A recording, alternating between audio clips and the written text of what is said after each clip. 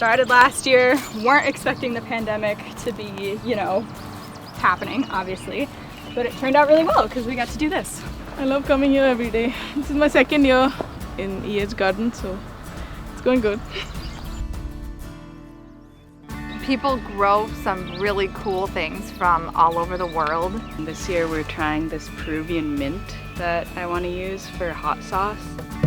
And just by walking up and down the paths in the garden, you can, I mean, it's basically like a world tour of a farmer's market.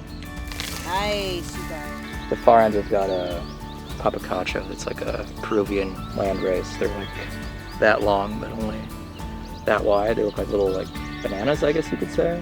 We just harvested some nasturtiums, which are an edible flower. Very sweet, little spicy. Honestly, pretty spicy. It's always nice to grow your own stuff and then eat it. These are currants, black currants, and they're just starting to ripen.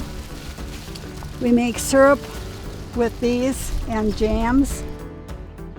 I've been doing vegetable gardens for about 10 years.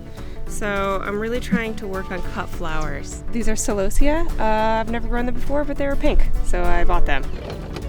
I think it's just a happy, mellow, unless I'm weeding, place to hang out. I love seeing the sandhill cranes just like walk past the plot every couple of days.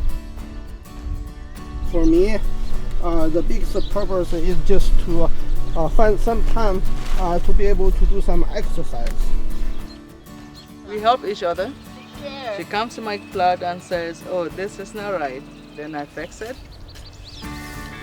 See some things being grown that you're not familiar with, certainly techniques that are interesting, and you get to know people, so it's a very nice thing. You know?